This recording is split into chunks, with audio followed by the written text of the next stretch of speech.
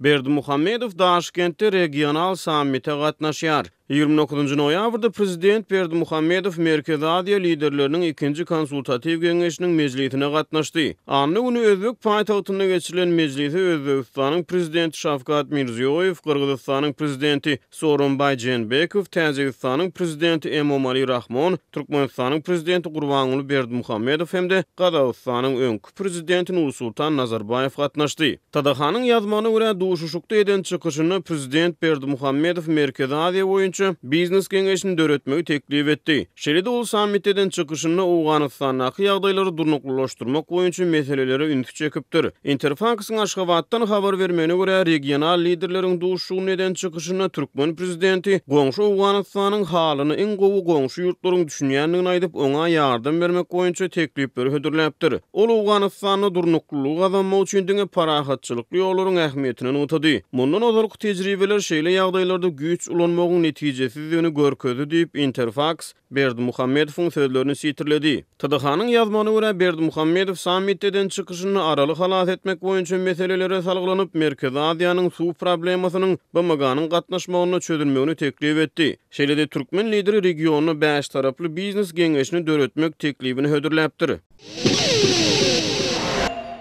Täzeýil bayramynyň we halkara bitaraply günniň öňýanynda Aşgabatyň bazarlarynda azyk bolçulugy döredilýän mahaly Mar şäherinde adamlar şol sanda gartaşan aýallar ahal ýagyny satyn almak üçin giýjesi bilen nowata durýarlar. Bu habarlar wice-premier Çary Gylyjywyň ýurdun söwda ulgamynyň azyk we beýleki zerur önümler bilen dolu üpçün edilýändigi barada prezident Gurbanuly Berdimuhamedowa hasabat beren mahalyna gawat geldi. Gylyjyw 27 noýabrda geçirilen ministrler kabinetiniň sanly video araýatnaşyk arkaly nowatdaky mejlisinde bayramçylyk söwdalaryny guramak, ýurdun bazarlaryny dürli haritler bilen üpçün etmek boýunça zerur çäreleriň görülýändigini habar berdi. Söwda we daşary ykdysady araýatnaşyklar ministrligi tarapyndan ýurdun harit öndürjüleri hemde senatçylar we telekeçiler birleşmesi bilen bilelikde degişli işler amala aşyrylýar diýip wice-premier aýtdy. Adatlyk radiosynyň Aşgabatdaky habarçylary bu hasabatdan soň şäheriň bazarlaryna azyk haritlarynyň hatda öň satuwdan aýrylan käbir önümleriň getirilip başlanandygyny habar berýärler. Bazarlara apelsin, greypfurt ýaly önümler getirildi. Ýylat arasynda bu önümlere talap ýokary, käte nowat hem dörýär, ýöne harit gyçylygy ýok. Şeýle-de Russiýadan, Türkiýeden, Ukrainadan, Belarusdan getirilen süýji kökü önümleri peýda boldy. Import edilen mesge ýagynyň görnüşleri artdy, hatda goňur şeker hem peýda boldy. Kofeýanyň täze sortlary hem satylyp başlandy. Kökü tortlar bişirmek üçin niýetlenen ýörite haritler hem peýda boldy. Öň bu haritler çynlaky derejede gytalypdy diýip howpsuzlyk aladalar sebäpli gizlinlik şertinde söhbetleş olan habarçy 29 noýabrda gurrun berdi. Şol bir wagtda mardak habarçylarymyz regionyň döwlet dukanlarynda azyk ýetmezçiliginiň henit hem saklanyp galýandygyny aýdýarlar. Howpsuzlyk aladalar sebäpli gizlinlik şertinde söhbetleş olan marly habarçy şäheriň Şapak köçesiniň ugrunda ýerleşýän 38-nji dukanyň öňünde adamlaryň ahal ýagyny satyn almak üçin giýje saat 12-de nowata durup başlaýandygyny gurrun berdi. Daşrak ýerden gelen daýdalar öz ýany bilen galyňrak ýorgun getirip sowuk howada giýjesini şol dukanyň sag tarap işiginiň öňüne geçirýärler. Goloýda ýaşaýan ýaşaýjylar olary termizde çay demläp berip kömek edýärler diýip habarçy 29 noýabrda habar berdi. Onuň sözlerine görä ýagyň haçan dukana getiriljekdigi barada anyk maglumat berilmeýär. Kägünler saat 5-de, käte 6-da ýa-da 7-de gelýär. Her adam başyna 1 litr ahal ýagy satylýar. Adamlar onuň ýany bilen kiçijek şerbet suwuny hem satyn almaga mejbur edilýär. Olar bu iki harit üçin 9 manat tölemeli bolýarlar. Türkmen häkimetleri ýurtda indi 2 ýyldan gowrak wagt bäri dowam edýän azyk ýetmezçiligini we gymmatçylygyny agdamaýar. Bu barada resmi media hem dymýar.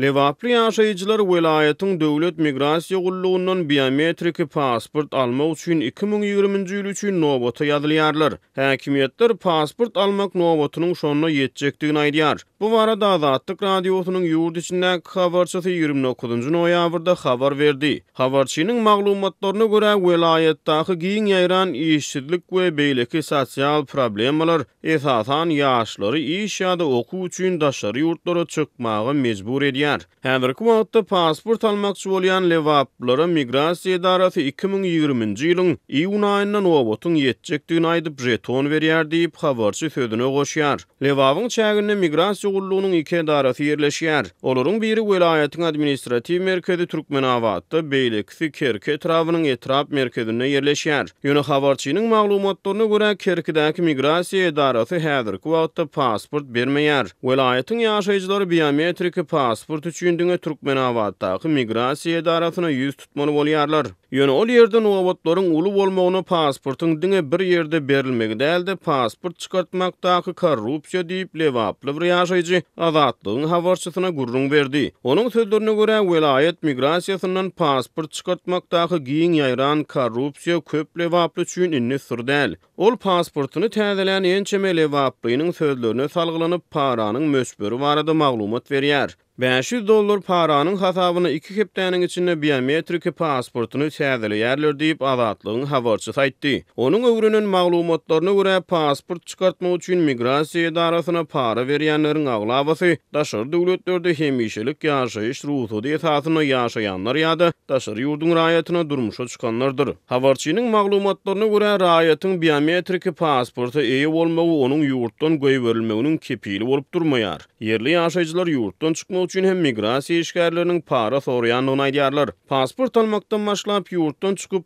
uçura münýänçäler migrasiýa işgärlerine berilýän paranyň muktary $4-5 miň diýip Azatlygyň habarçysy sözüniň üstüne ýetirdi. Onuň sözlerine görä häkimetler dilden görkezme esasyna raýatlaryň köpçülikleýin ýurtdan çykmagynyň öňüni almaga finansiýar.